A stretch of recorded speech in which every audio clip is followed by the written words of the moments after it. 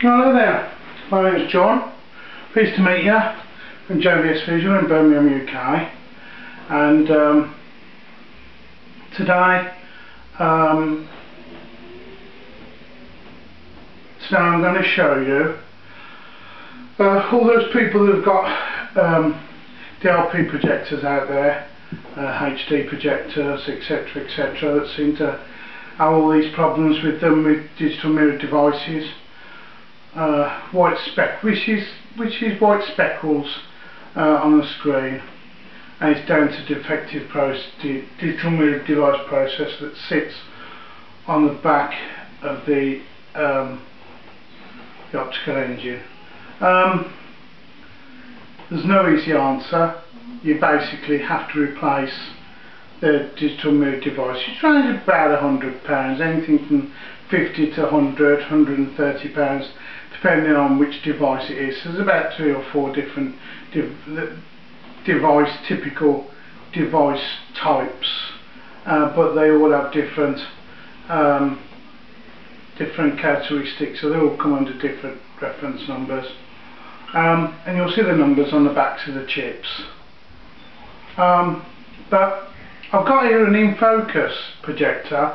Today I'm going to show you how to strip this typical INFOCUS, which is the IN2114 model. I'm going to show you how to strip it to remove the motherboard, all the ribbons, and to get the main optical engine out and remove the CCD unit on the back of the optical block. Alright? It's pretty straightforward. You should be able to do it within half an hour to 3/4 an hour. Even a novice, having watched this, should be able to do it in that point of time. Okay? The first thing you start with the lamp cover. You remove the lamp assembly. You then remove the bottom screws and remove the top casing. When you remove the top casing, underneath, on top of the motherboard, there is a header connector.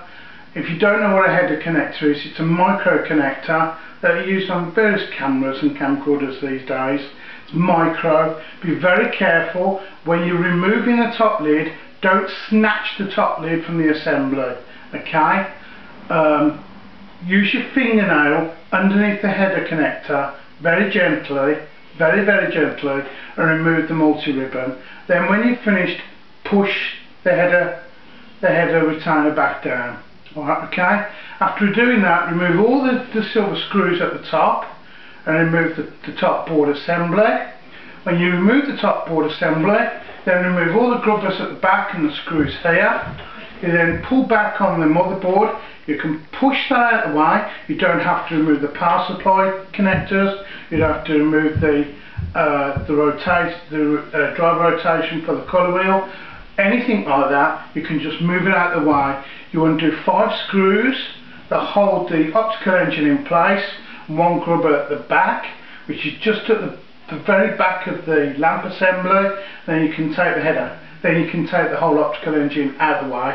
Remove the 4 screws, take the back of the optical out, then you'll be down to the processor, replace the processor, and then the putting together is the adverse. Obviously I won't be putting it together, I will be putting it together in my own time.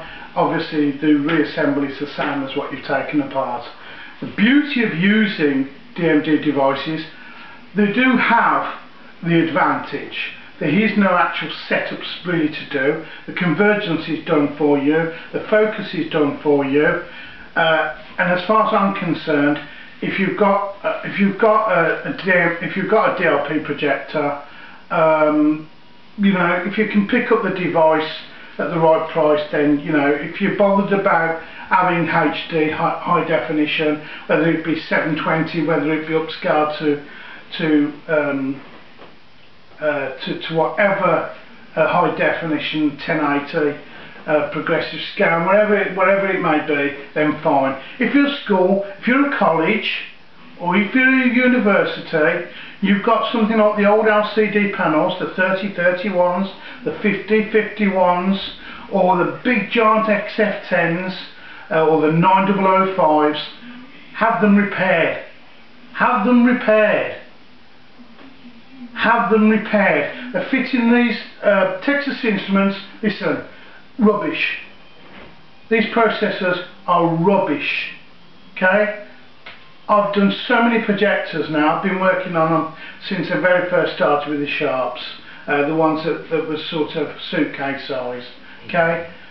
If you want them repaired, then of course have them repaired.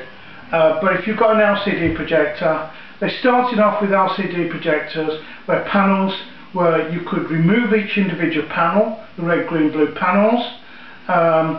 You could then replace individual panels. You could set the focus up on each of individual panels. You could set up the horizontal, the vertical phase of a panel. You could set the horizontal and vertical positions of the panel. You could set the phase of the panels.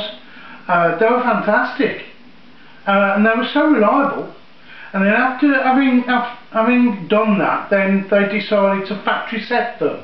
So they would solder the panels around a prism, and they would epoxy them. So unfortunately, if one panel went down, you had to replace the whole assembly. But from my point of view, you know, if it doesn't stop you, if you want to use something like Google Homecast, if you want to use Google Cast, you can still use that through a standard VGA RGB projector. You can just buy a converter.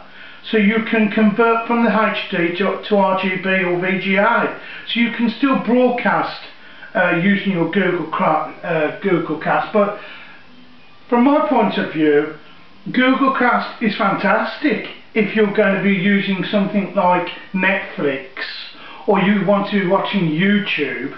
That's brilliant, because they're on their own servers, they're on their own storage facilities. So you're simply playing them from their own drives. But when you're streaming from your device, rubbish. Waste of time. I live in Birmingham in the UK.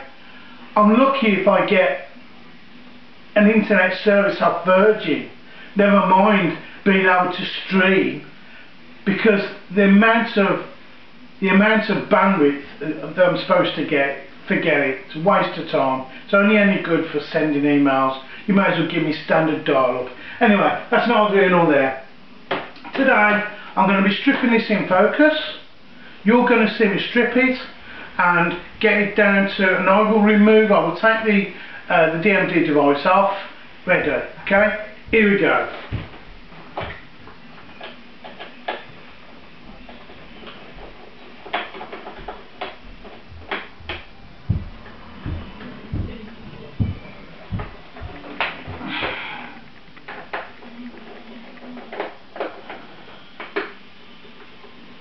Okay, 2 screws at the side where the lamp assembly comes.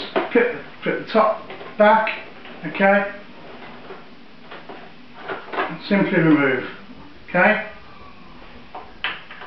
2 screws the lamp assembly.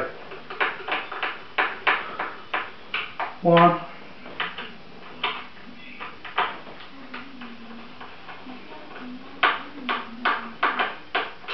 2. Pull the retainer,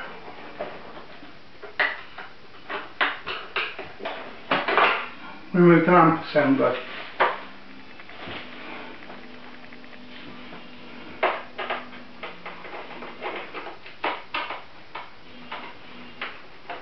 Five silver screws at the top, remove those.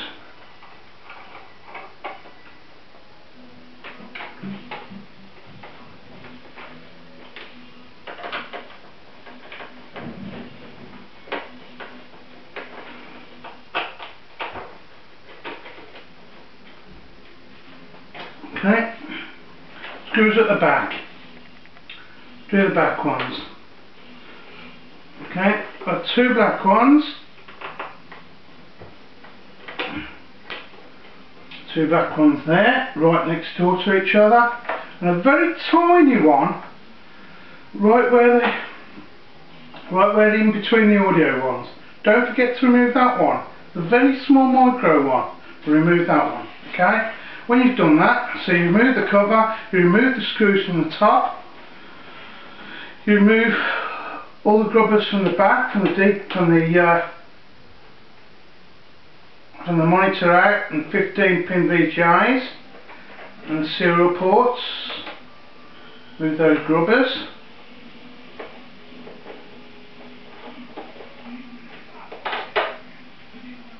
Okay.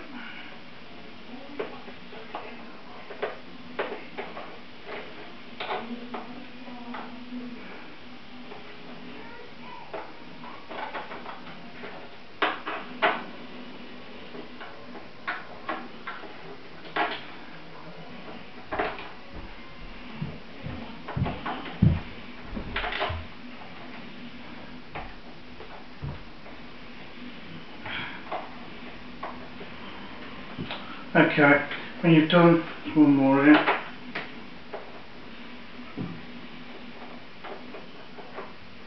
Right, when you've done that, then you remove the self-tappers on the bottom of the base.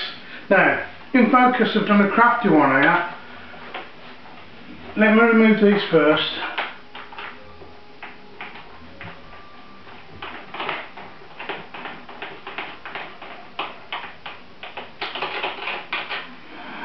One.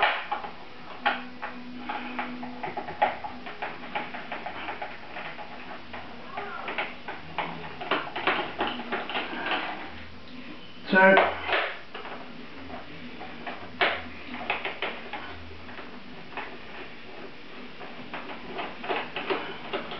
Three.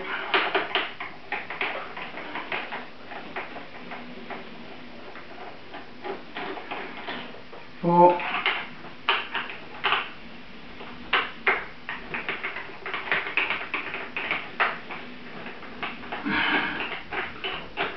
5. There's a crafty one. INFOCUS has started sticking underneath the main bottom here, underneath this label. Put your finger right in the corner. This one's obviously been removed before, but right in the corner of the label, feel it, you'll feel an indent. Okay? When you feel the indent, take your screwdriver and just prod it. Yeah? And it will go through, and right in the middle, more or less right in the middle of the projector, is another fixing screw. Now, don't worry if it doesn't come out, because the label will keep it in place. Right, turn it upside down. When you turn it upside down, sometimes these screws on the lids don't come out all in one go. Okay? And sometimes they stick into the plastic. Okay? When you've taken that out,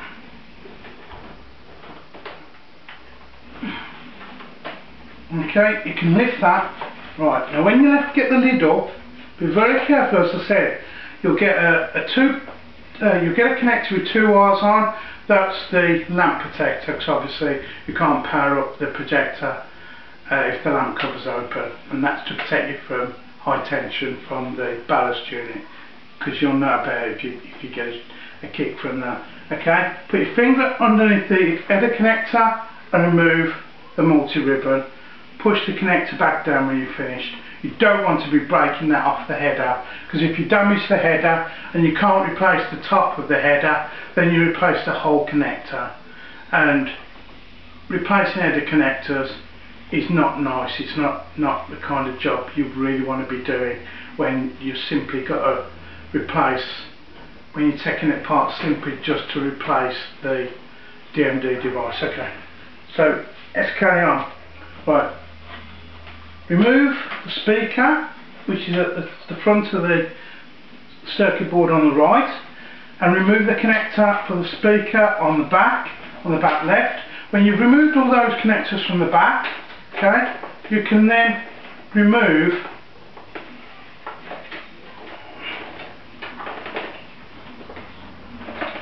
the back panel. Okay, then you can start removing the screws. Alright, the silver screws from the top metal shroud. Alright, 1, 2, There's 2 on the CCD device. Yeah. Okay. There's 4. 1 for the metal shade there. Move that one. That's 5. 1, 2, 3. 1, 2, 3, 4, 5. Okay. Remove the multi ribbon there from the top, from the multi connector from the right hand side of the middle of the motherboard. When you've done that, okay, you can then take the, it's just dropped up, metal shroud from the top of the motherboard. Okay. Now there are some extra screws underneath here. Alright, there's 3 extra metal screws. You do not need to remove those. Off the top of my head, you don't need to remove them. Right, when you've done that,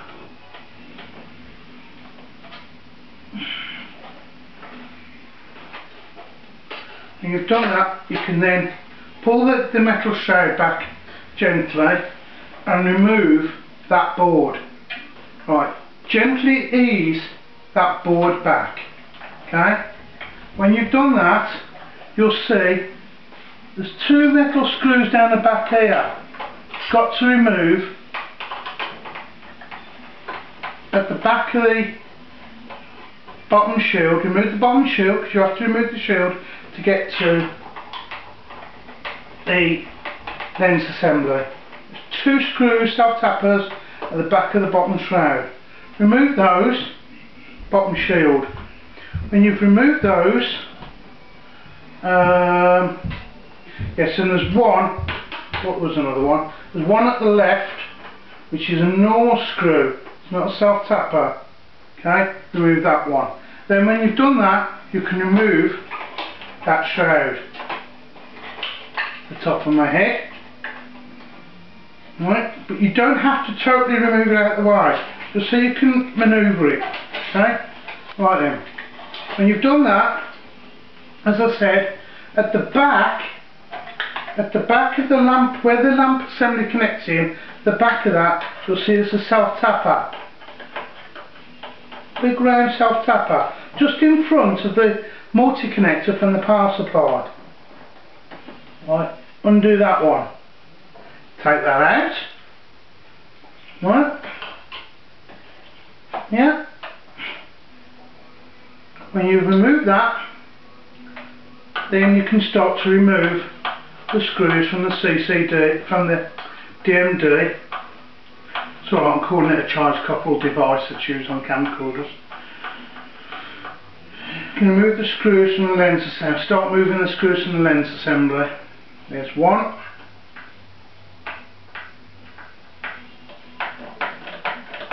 There's 2.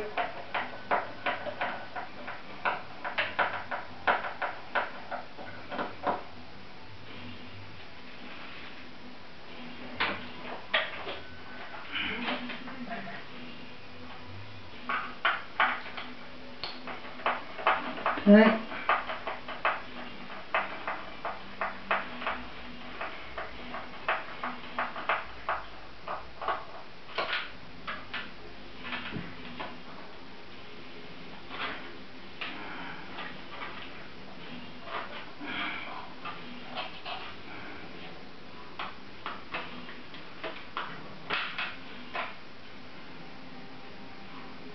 Straight.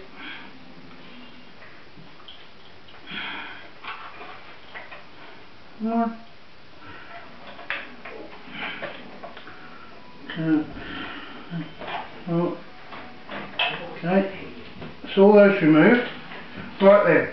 When you've removed all those fixing screws, you can then remove the lens assembly. Okay. Yeah, that's the whole lens assembly removed. Out the projector. You then remove the 4 screws that hold the clamping heatsink to the processor, to the DMD device. Here.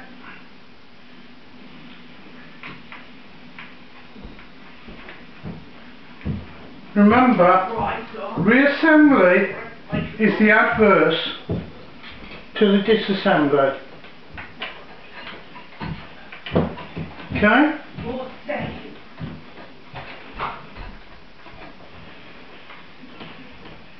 So you remove those, then off comes the processor. There's the processor. Yeah? On the assembly, you gently take that, like that. Okay, from the block assembly, you can then, if you very gently, some of these are locked in position, some of these are not. This one's not. You then take that very gently, just lift it onto the bottom lip, and then take it away from the board.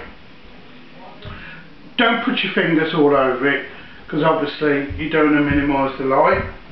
And simply just reassemble the unit, replace it, and reassemble it. Alright, thanks for looking. Oh yeah, before I go, I do get various people sending me asking me for technical tips. Today I received an email, and this one's from Peter, and Peter sends me an email from Denmark. Okay, it tells me he's got a PLC XC56, which is a Sanyo, and he says about that on my repair channel, I say about Sanyos with defective fans. Well, the XC56, if I remember right, is an early Sanyo, and when you take the top off, Peter, his name's Peter, forgive me if I get his surname wrong, Peter, it's Joseph. Well, let me just tell you, Peter, once you take the top off the projector, on the right hand side there's two fans. Now, I've only ever had one problem with these fans, and that is the exhaust fans, and they get stinking hot, obviously, because they're right by the lamp assembly. I've had them bubble, and I've had the rotor seize inside the bearings.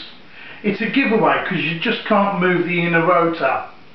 The other problem is the capacitors in the power supply, but that's not all. Normally it will start squealing, the oscillator will start squealing from the power supply. And the other problem is, of course, the ballast units. Sometimes they can be on for so many seconds and then just go off. But I can tell you now, Peter, you can also get this from lamp assemblies. So be very careful before you start spending money. But you can. Alright? So that's just to let you know. But the most common is the fan assembly. But you say about, in my videos, those are the 200s and the 250s, the newer models of Sanyos, where they use cheap fans. Yeah, they started to use really cheap brushless fans, and they make all sorts of knocking and grinding noises. Alright, but it is worth doing. It's an LCD projector, and if you're getting okay, you're getting the countdown, you're getting the projection, it's powering up. After so many seconds it shuts down. If the fans are all running, and if those two exhaust fans are running at the side, I think there's one at the front as well.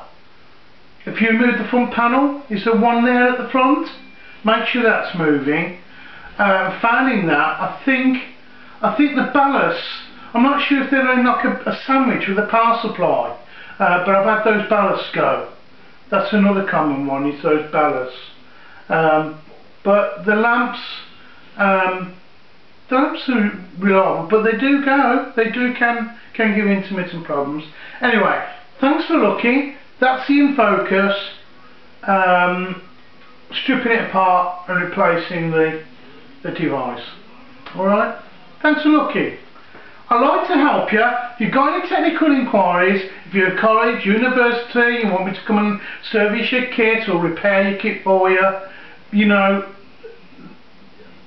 there's so many people, there's so many companies now who don't like helping customers, and they put them through and they hold them on and keep them holding on the line. You can't speak to them one to one. You can call me, okay? If you want to call JVS Visual, and you know, you can always call me for technical things. You're not on any. I'm not on any premium rate number. Give me a call, send me a text, and I'll do my best to help you out. Alright? Thanks for watching. Bye bye.